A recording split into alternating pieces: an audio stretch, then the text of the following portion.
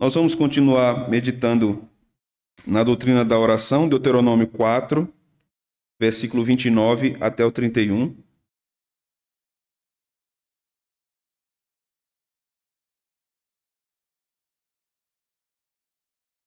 Hoje nós vamos tratar sobre a importância da afeição a Deus na oração.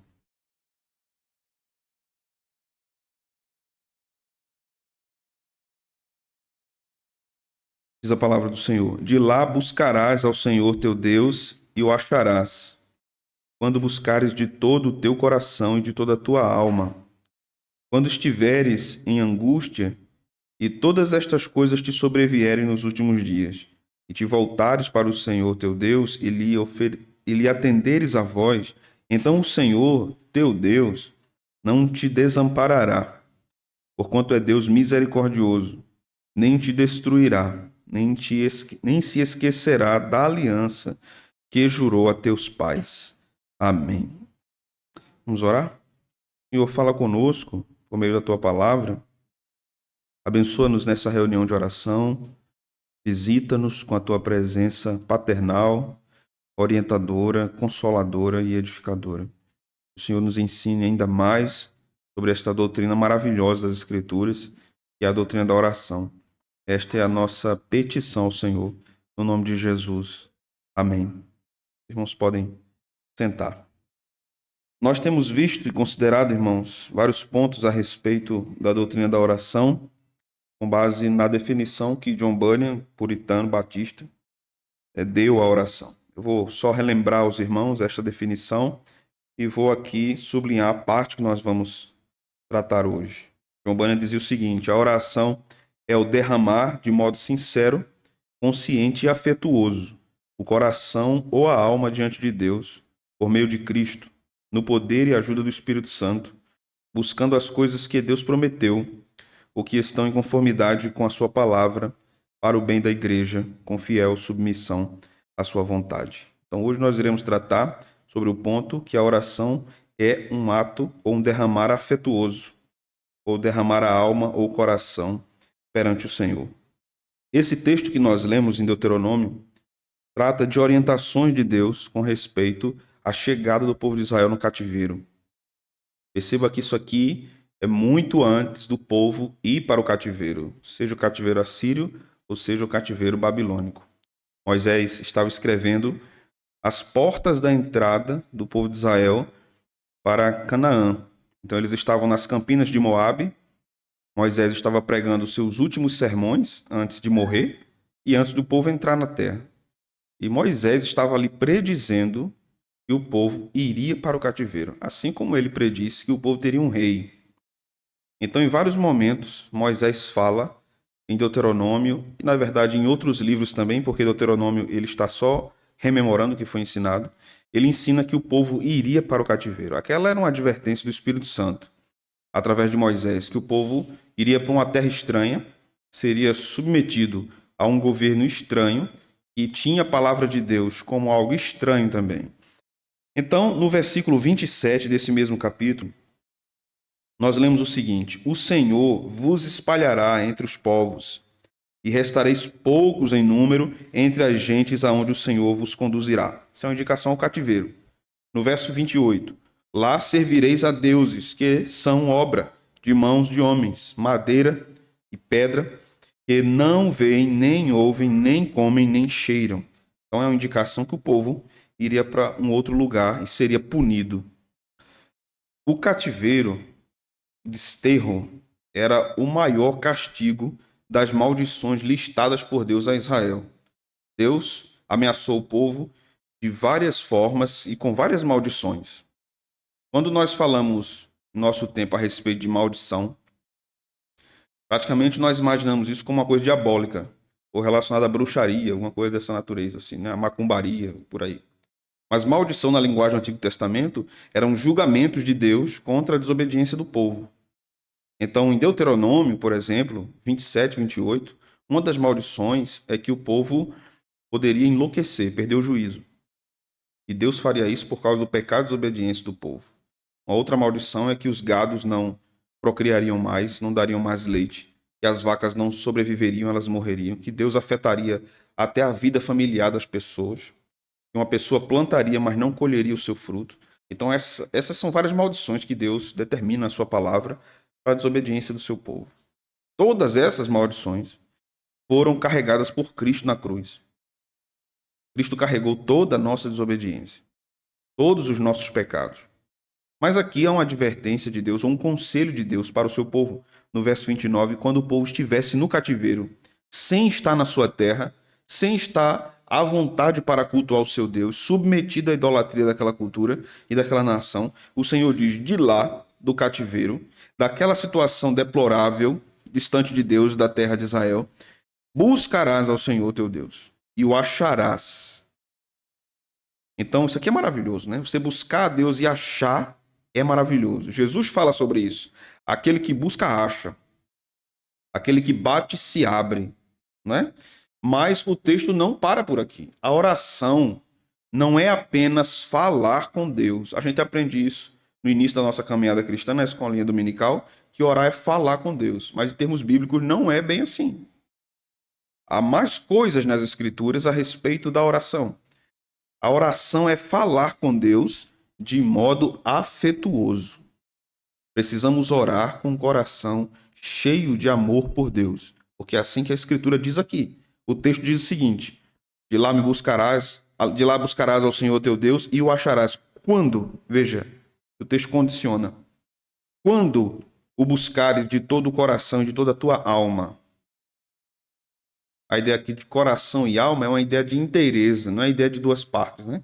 Quando você buscar nas duas partes da sua alma e do seu coração, você acha Deus. Não é essa a ideia.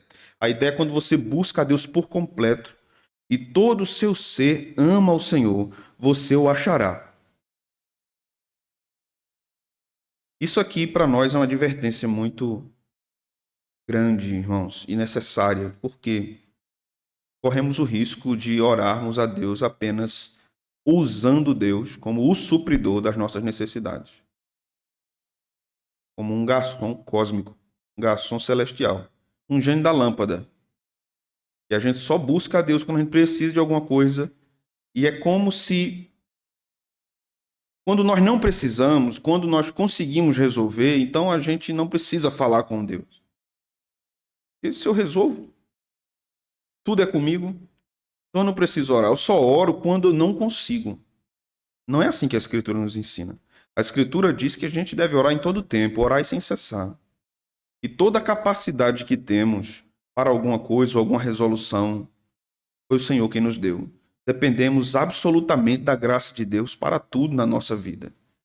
E a Bíblia nos ensina que se o nosso coração não buscar a Deus afetuosamente, a nossa oração é a outro Deus, não ao Deus das Escrituras. Ou podemos até falar, mas Deus não responderá por causa da intenção do nosso coração. Como estamos orando? Com todo o nosso coração, ou a nossa oração tem sido mecânica? Já teve aquela sensação assim estranha de você estar vindo de outro lugar, tipo você está vindo de Recife para Caruaru e de repente você está em Bezerros e não percebeu que passou na Serra das Russas? Já teve essa sensação esquisita? Você está chegando no portão da sua casa, você não se lembra que você passou por todos os lugares que você trafegou para chegar em casa, porque a sua mente estava divagando em outros lugares, e você no automático chegou no seu destino. Você não pensou em tudo que estava acontecendo no caminho, porque sua mente estava em outro lugar. Será que não ficamos muitas vezes assim nas nossas orações? Divagando o nosso pensamento e no final a gente só diz em nome de Jesus, amém? Ou será que nós temos aquela oração robótica? Nosso Deus, nosso Pai, abençoe essa refeição, que o Senhor abençoe aqueles que não têm, e o Senhor sustente a nossa vida, a nossa família, a nossa igreja, em nome de Jesus, amém. Será? Uma coisa que nós devemos considerar aqui também é a extensão da nossa oração.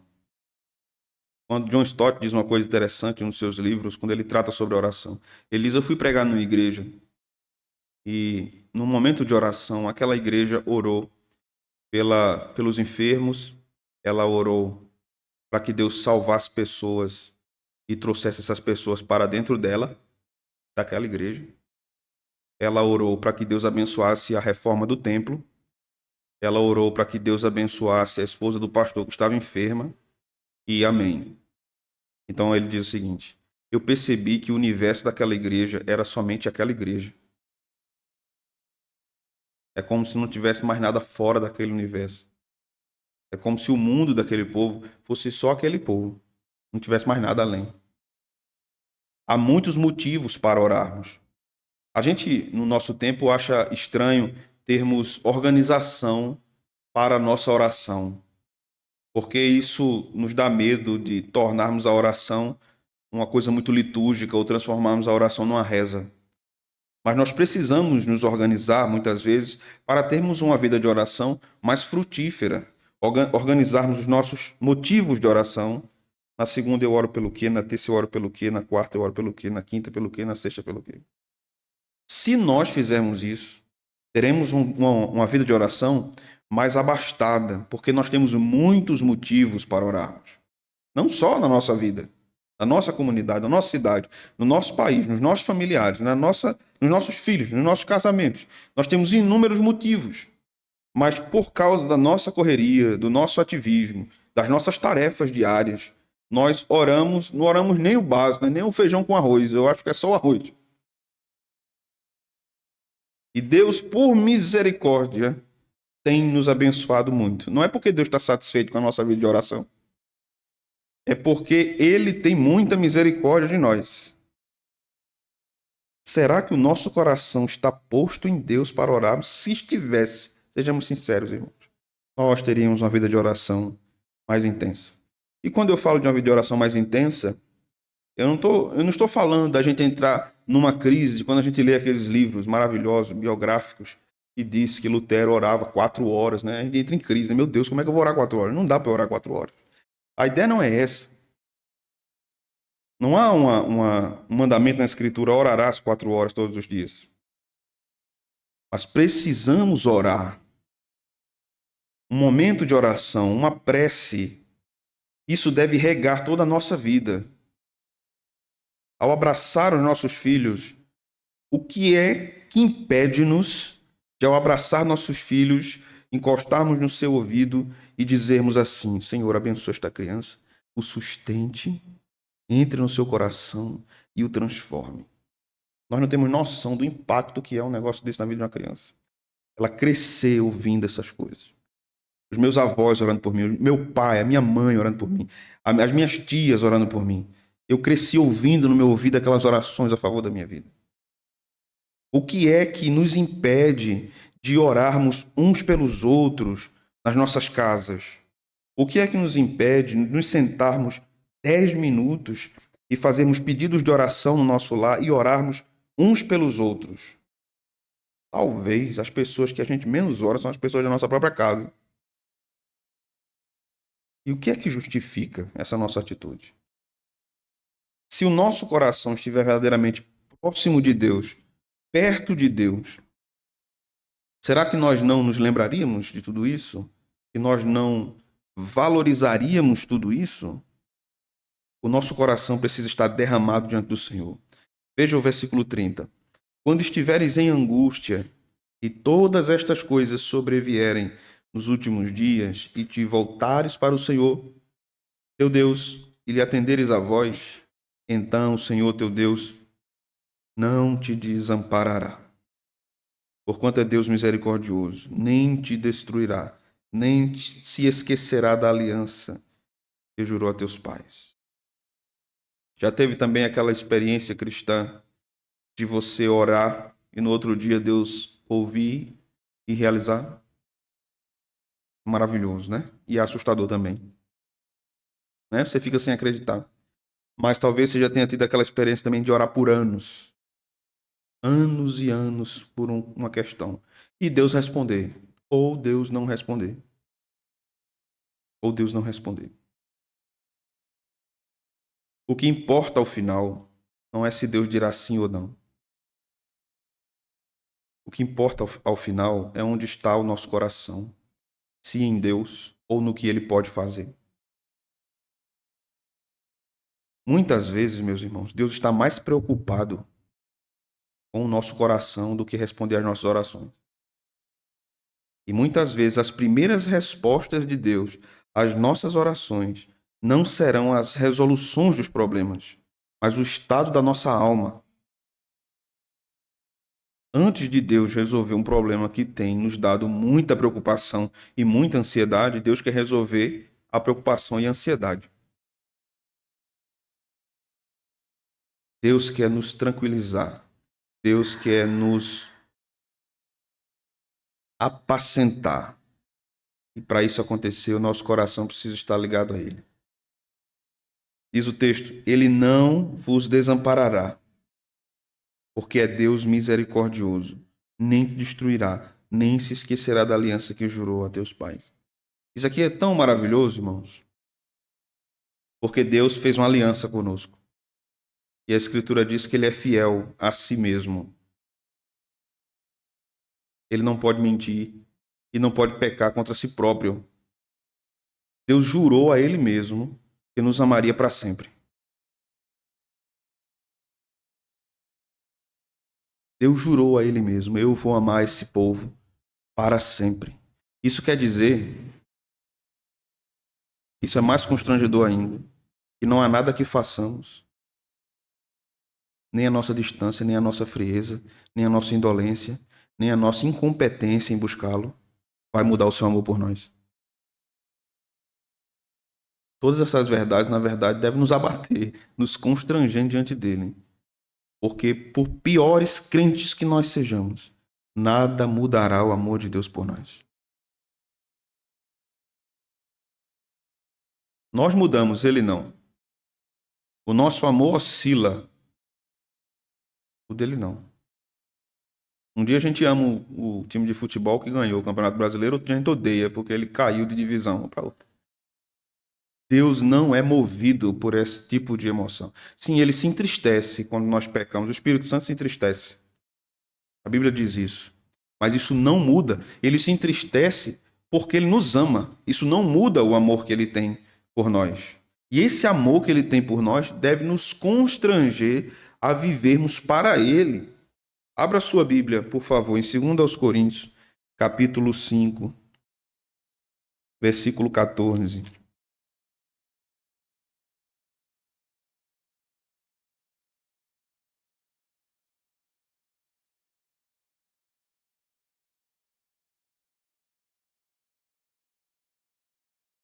Aqui Paulo está falando sobre a doutrina da oração, ou melhor, sobre a doutrina da salvação, perdão, e nos ensina algo que nos cabe para a aplicação do que nós estamos pensando sobre a afeição do nosso coração a Deus quando estamos em oração.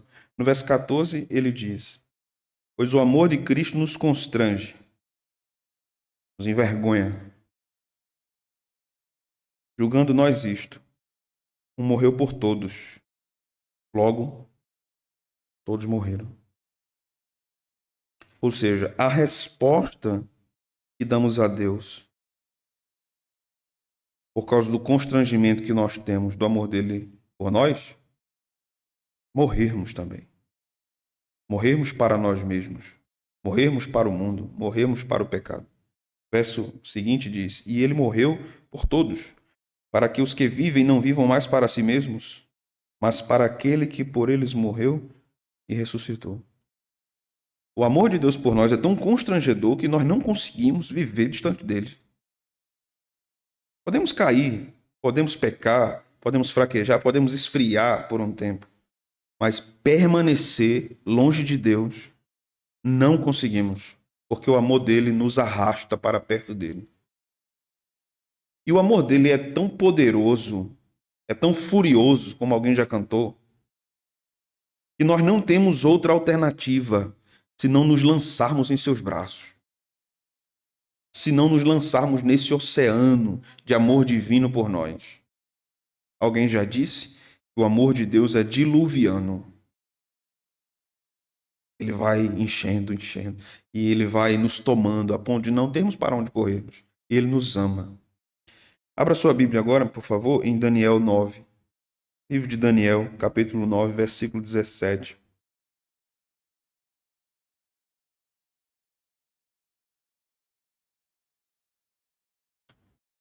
até o versículo 19.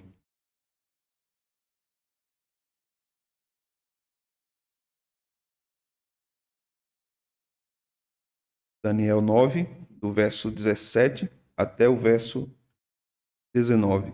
Antes de lermos, permitam-me fazer algumas considerações.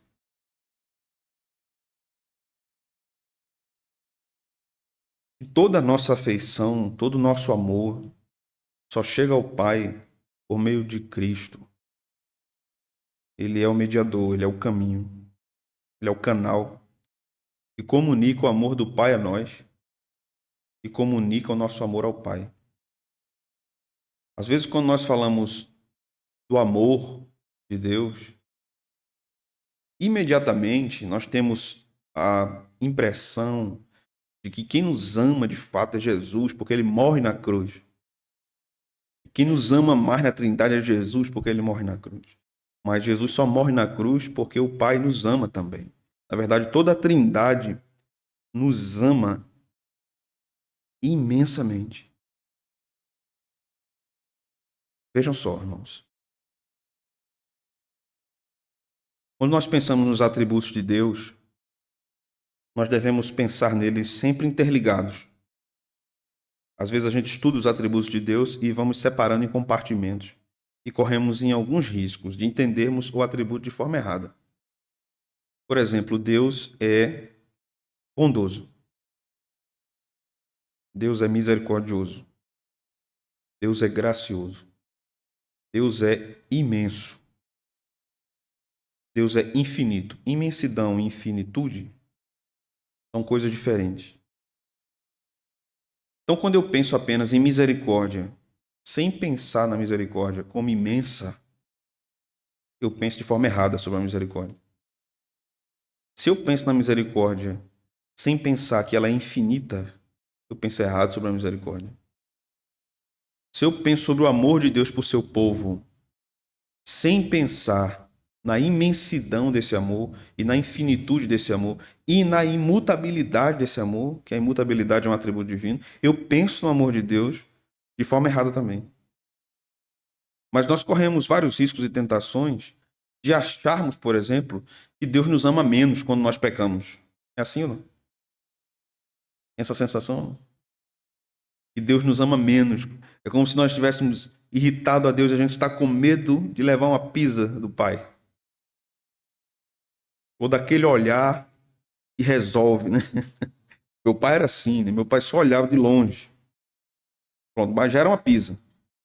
Só ele olhar. A gente tem medo de Deus olhar assim para nós. Temos medo de Ele nos rejeitar. Ele não fará isso. Ele não fará isso porque o seu amor por nós é imenso. Ainda que Ele nos corrija, é com todo o amor do seu coração, a fim de nos trazer de volta para Ele. Toda a correção de Deus ao seu povo é a fim de trazer-nos de volta para os seus braços.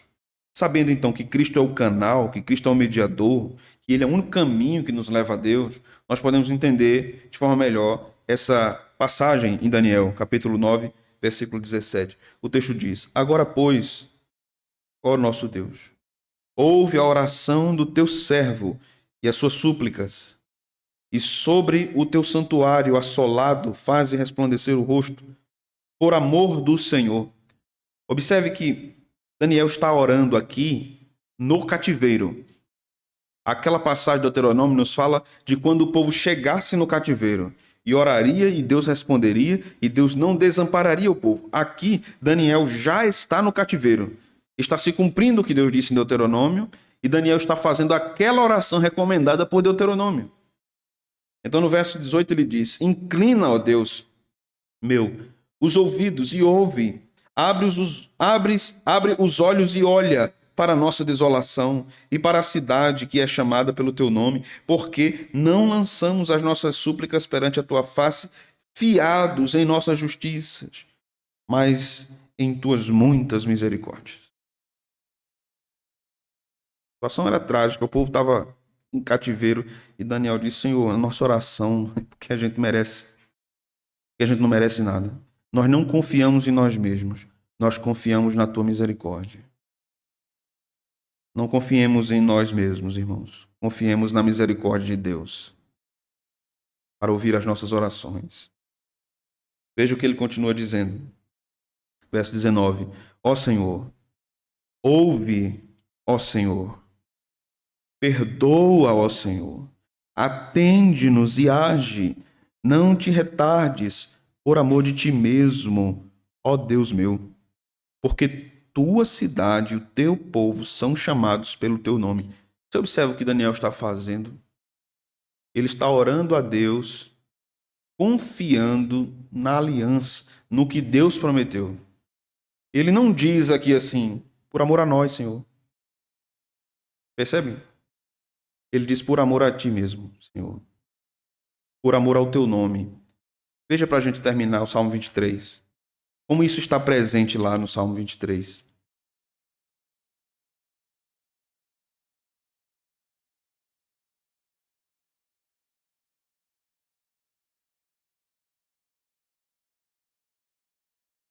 Versículo 3.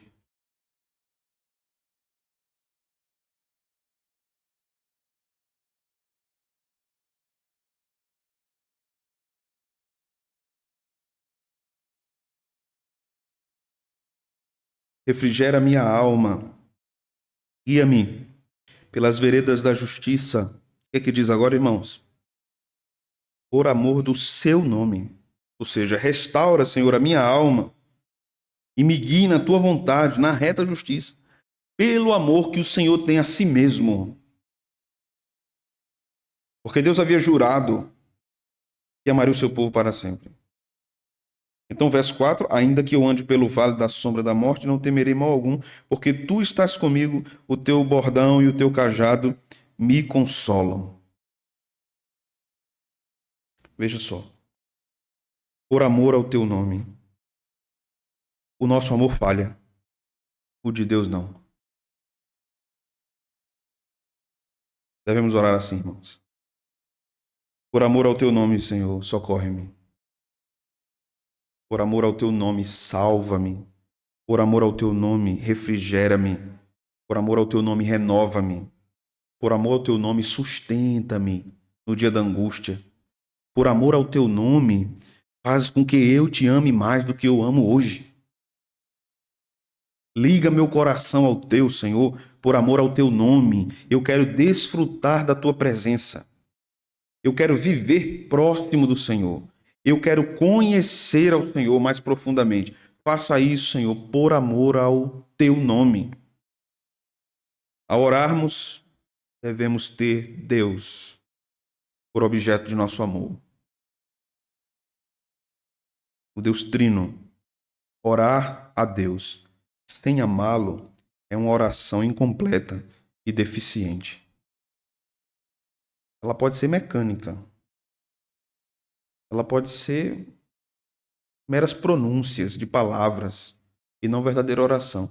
Irmãos, Deus não está impressionado com as palavras que nós usamos para orar. Deus não se impressiona com isso. A Bíblia diz que Jesus se impressionou com a fé de um homem, mas não com a articulação das frases numa oração. O que Deus quer é um coração afetuoso e sincero diante dele, ainda que tenhamos poucas palavras. Há alguns dias li um texto de uma biografia de João Calvino. A história diz que ele tinha tanta doença que dava para listar de A a Z todas as enfermidades que ele tinha.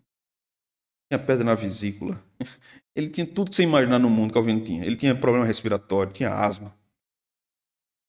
E diz a história, os biógrafos, que ele nunca murmurou. Ele só falava uma frase. Ele casou com Idelete, que era uma irmã de Estrasburgo, tinha sido uma irmã anabatista, viúva. Na verdade, o casal foram pastoreados por ele. O esposo morreu, ela ficou viva com 2 filhos, ele se casou com Idelete. O primeiro filho deles dois morreu, o segundo filho chegou a nascer e morreu também. Calvin nunca reclamou. Ele apenas dizia uma frase: até quando, Senhor? Só. Até quando, Senhor, eu sofrerei essas dores? Ele nunca perguntou por quê, nem para quê. Ele só orava: até quando, Senhor? Quando o Senhor me libertará de todas essas dores? Porque o coração daquele homem estava ligado a Deus, profundamente ligado a Deus. No final de sua vida, na semana de sua morte, um dos seus pastores auxiliares foi à sua casa pedir que ele não insistisse mais em pregar e em escrever. Ele olhou para aquele irmão e disse: você quer me impedir de servir a meu Deus? Você quer que eu morra como um preguiçoso? Eu preciso servir ao meu Senhor, porque eu o amo. Naquela semana, ele entregou o pastorado, entregou todas as suas atribuições na cidade de Genebra e partiu para estar com o Senhor. Porque o seu coração estava afeiçoado a Deus e ele tinha plena convicção quem era o seu Deus. Assim deve ser conosco. Que nós amemos ao Senhor com todo o nosso coração. Orar é derramar-se diante de Deus, despidos, sinceros, conscientes e amantes do Deus que nos salvou. Vamos orar? Te agradecemos, Senhor, pela tua palavra. Aplica ao nosso coração. Nós somos frágeis e fracos. Não oramos como deveríamos orar. Não te buscamos como deveríamos. Não temos o nosso coração afeiçoado ao Senhor como deveríamos. Até quando, Senhor, seremos impedidos por nosso pecado de amarmos ao Senhor com todas as nossas forças? Sabemos que um dia isso irá findar e que nós estaremos contigo totalmente libertos de todo impedimento. Perdoa, Senhor, as nossas falhas, perdoa a nossa preguiça, muitas vezes, de buscar o Senhor em oração. Perdoa-nos quando transformamos a oração em algo tão mecânico e vazio de significado, tão frio. Perdoa-nos quando nós abandonamos o lugar secreto. Perdoa-nos quando nós damos tanta importância ao que fazemos e damos tão pouca importância ao que tu podes fazer em nós por meio da oração. Que o Senhor nos ajude e tenha misericórdia de nós. No nome santo de Jesus. Amém.